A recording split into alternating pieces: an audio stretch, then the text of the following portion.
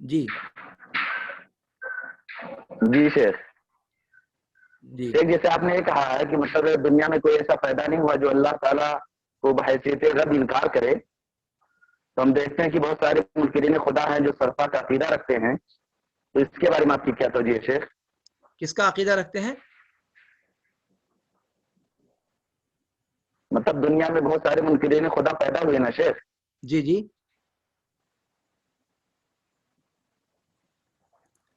کس کا عقیدہ رکھتے ہیں وہ لفظ نہیں سن پایا.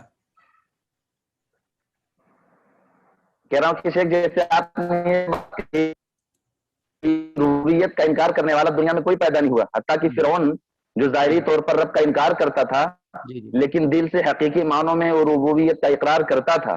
لیکن میرا سوال یہ ہے شیخ کہ مطلب بہت سارے ایسے لوگ ہیں جو اللہ تعالیٰ کا انکار کرتے ہیں، منکرین خدا ہیں اور صدفہ کا عقیدہ رکھتے ہیں.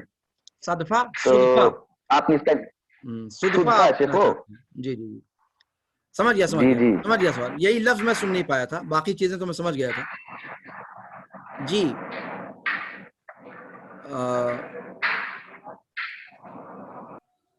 ہاں، سوال یہ ہے کہ جب توحید ربوبیت کا کسی نے انکار نہیں کیا، اور عام طور سے یہ بات کہی جاتی ہے کہ ربوبیت کا انکار کسی نے بھی نہیں کیا، تو پھر یہ بعض جو ملحدین ہیں یا دہریے ہیں وہ تو رب کا انکار کرتے ہیں. یہ سوال ہے حضرت ابو عادل سراجی حفظہ اللہ و اللہ کا. جی حقیقت یہ ہے کہ توحید ربوبیت کا انکار کسی نے نہیں کیا ہے. تو فرعون نے جو کیا وہ مکابرہ تھا، جیسا کہ خود قرآن کی شہادت ہے، وَجَحَدُوا بِهَا وَاسْتَيْقَنَتْهَا أَنفُسُهُمْ ظُلْمًا وَعُلُوًّا. تو قرآن کریم نے خود بتلایا کہ فرعون، اور پھر ایک بات دوسری بات یہ کہ خود فرعون کے رب کا ذکر بھی قرآن ہی کے اندر آیا ہوا ہے، جیسا کہ شیخ عبد الرحمن معلمی نے اس کو کتاب جو انہوں نے لکھی ہے توحید پر اس کو ذکر کیا کہ فرعون خود دوسرے رب کو ماننے والا تھا، یعنی وہ خود دوسرے رب کی عبادت کرنے والا بندہ تھا، اور بنو اسرائیل کو کے سامنے اپنے آپ کو رب کہتا تھا. اور قرآن کریم ہی کی آیت سے وَيَذَرَكَ وَآلِهَتَكَ جو قرآن نے کہا، تو وَيَذَرَكَ وَآلِهَتَكَ یہ بات جو ہے یہ، اور اس کے اندر دوسری قرات بھی آئی ہوئی ہے، لیکن جو عام قرات ہیں وَيَذَرَكَ وَآلِهَتَكَ. تو ان سب چیزوں سے استدلال کیا کہ خود فرعون بھی دوسرے معبودوں کی پرستش کرتا تھا. وہ اپنے آپ کو رب کیسے سمجھ سکتا ہے جو بندہ خود کسی رب کے سامنے جھکتا ہو؟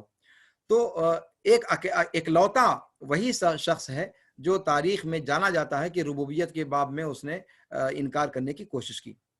باقی رہ گئے یہ لوگ جن کو آپ دہریہ کہتے ہیں یا جن کو آپ ملحد کہتے ہیں، یہ کوئی دہریہ پہریہ کچھ اس معنی کر کے کوئی نہیں ہوتا جو رب کا انکار کرے. ان کے قرارت نفس میں وہ سب کے سب اللہ کو ماننے والے ہوتے ہیں. اور آپ خود قرآن کریم کے اندر دیکھ لیں نا، کیا قرآن کریم کے اندر غالباً سورہ زخرف کے اندر نموت و نحیا وما یہلکنا الا الدہر مشرکین کے بارے میں کہا گیا. خود مشرکین توحید ربوبیت کو مانتے تھے، لیکن انہی لوگوں میں سے کچھ کا عقیدہ بیان کیا گیا کہ نموت و نحیا وما یہلکنا الا الدہر. تو دہریت کا تو عقیدہ پایا گیا ان کے ہاں. تو دہریت کا یا الحاد کا جو مزاج ہے وہ حقیقت میں اتنے کم پیمانے پر ہے کہ حقیقت میں اس کو آپ ملحد کہہ ہی نہیں سکتے. مطلب رب کا انکار کسی سے حقیقت میں بن نہیں پڑا ہے، گرچہ وہ ظاہر سے کہتے ہوں. اور ویسے بھی ایک بات، دوسری بات یہ کہ انہوں نے جتنے بھی ملحدین ہیں، جتنے بھی مطلب کمیونزم کے ماننے والے لوگ ہیں یا شیعیت اور بعث کا عقیدہ رکھنے والے لوگ ہیں، ان تمام کے یہاں فرق بس اتنا ہے کہ انہوں نے بھی کسی کو سپر پاور مانا ہے، لیکن وہ سپر پاور اس کو نام وہ دوسرا دیتے ہیں. ایسا ممکن ہی نہیں ہے کہ وہ مکمل طور پر کوئی ایسی مرجعیت نہ مانتے ہوں جو اس دنیا کی خالق ہے. اب یہ ہے کہ اس کو وہ نام کچھ اور دیتے ہیں، جیسا کہ خود اہل کلام کے ہاں آپ دیکھ لیں، کبھی وہ عقل عاشر کہتے ہیں، کبھی رب العالمین کے لیے واجب الوجود کی اصطلاح استعمال کرتے ہیں. تو اصطلاحات کا معاملہ ہو سکتا ہے، لیکن کہیں نہ کہیں ان کے ذہن و دماغ کے اندر یہ چیز موجود رہتی ہے کہ وہ اس کائنات کو کسی نہ کسی کے ساتھ تھوپتے ہیں کہ اس کے ذریعے سے ہے.